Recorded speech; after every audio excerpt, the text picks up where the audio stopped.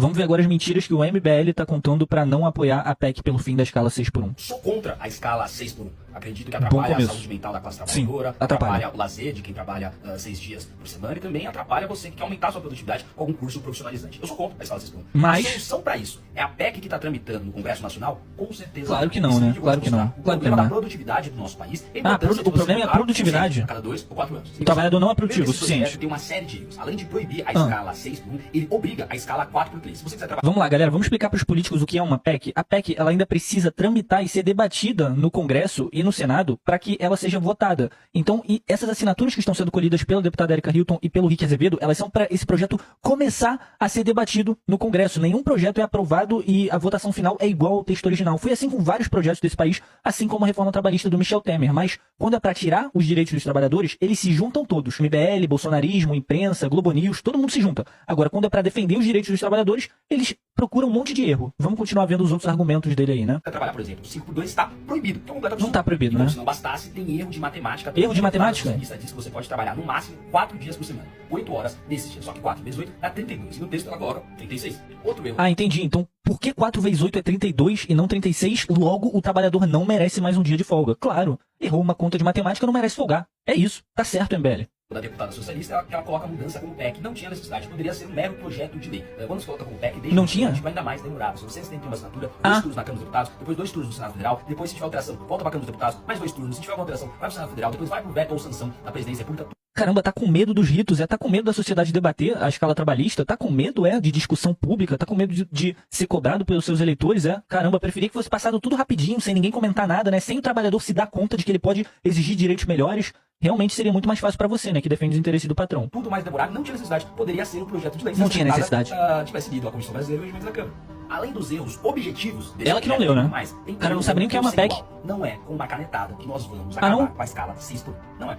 Por exemplo... não, porque eu achei que tivesse sido com uma canetada que o trabalhador tivesse sido precarizado pela reforma trabalhista do Michel Temer. Eu achei também que há muito tempo atrás tivesse sido com uma canetada de Getúlio Vargas no estádio de São Januário que ele assinou as leis trabalhistas, a CLT. Não foi com uma canetada, não? Então é como? É conversando com o patrão? Qual é, patrão? Por favor, me dá mais uma folga aí. Sem canetada, sem nada, só uma folguinha. É isso que vocês querem?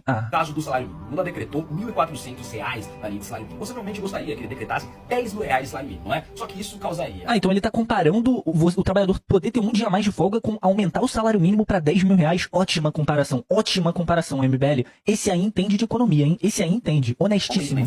Aumento na informalidade e também aumento no desemprego. Porque as pessoas que não conseguissem produzir esse salário mínimo hipotético de R$ 10.000 iriam ou para a informalidade ou seriam demitidas. Tá vendo por que não pode... Tá vendo, gente? Tá vendo?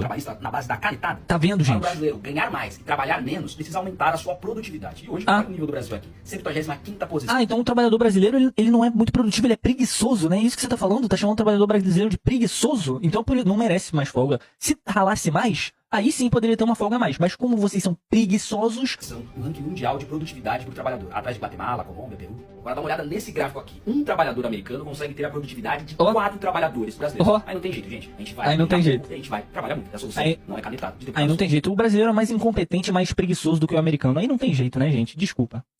Para acabar com a escala 6 por 1, para aumentar o salário mínimo brasileiro, a gente tem que ter um ambiente de negócios melhor. Mas olha o que esse governo... vai quebrar a economia então, né? Você dá um dia de folga a mais pro trabalhador. Esse nem foi o mesmo argumento usado para defender uma série de coisas como a manutenção da escravidão no Brasil, né? A manutenção de um regime sem CLT, sem férias, sem 13º. E tudo isso, quando foi proposto, os economistas, ou melhor, os defensores dos patrões desse país falaram que ia quebrar a economia. Então, quer dizer que dar um dia de folga a mais pro trabalhador vai quebrar a economia, né? Apoiado pela Erika Hilton, por essas páginas de fofoca que estão fazendo um monte de fake news sobre as casas... A página de fofoca. Olha só, ele quer anular os trabalhadores. Não são os trabalhadores que estão lutando pelo fim da escala 6 por 1, não. São as páginas de fofoca. Pelo amor de Deus, cara.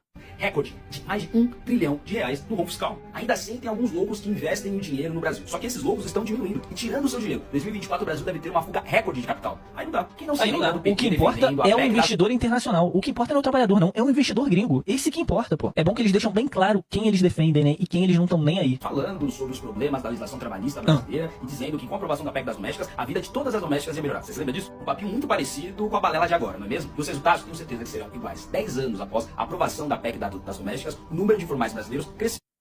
Então foi a PEC das domésticas que fez a informalidade do trabalhador brasileiro crescer. Não foi a reforma trabalhista do Michel Temer, que foi apoiada por vocês do MBL, pelo Jair Bolsonaro, pelo Michel Temer, pela Globo News, pela Folha de São Paulo. Não foi reforma trabalhista, não. Foi a PEC das domésticas. Ah, tá. Agora eu entendi, cara. Obrigado por explicar. O desemprego entre domésticas também cresceu, mostrando que não é com canetada de político que a gente vai melhorar as relações na classe trabalhadora. Não é. Diferente da PEC das domésticas, o PT foi contra a reforma trabalhista de 2017. Olha a reforma que trabalhista aí. melhoraria o ambiente de negócio e aumentaria a produtividade brasileira. Pois é, após 10 anos, a PEC das domésticas deu errado. E após alguns anos, ó, o FMI provou. O FMI, gente, o FMI, com certeza, disparadamente, a organização que está mais preocupada com a saúde mental e com a dignidade da vida dos trabalhadores. É o FMI. Vocês não sabiam disso, não, trabalhadores? Vocês têm que ouvir o FMI. Vocês têm que ouvir o FMI, o patrão de vocês, e o MBL. Vocês não sabiam disso, não, trabalhadores?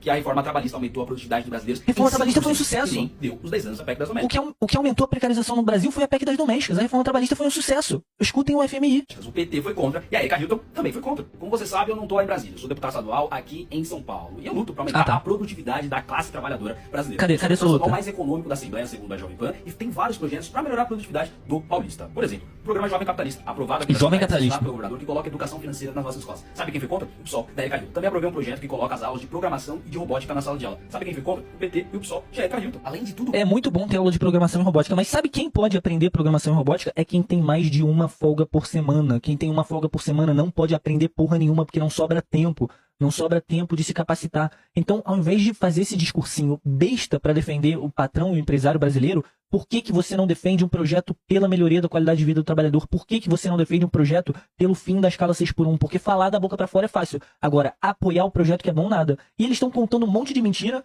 é porque estão com medo que o trabalhador descubra que ele pode exercer ainda mais pressão sobre esses caras. Então, vamos continuar exercendo pressão e vamos continuar lutando pelo fim da escala 6x1.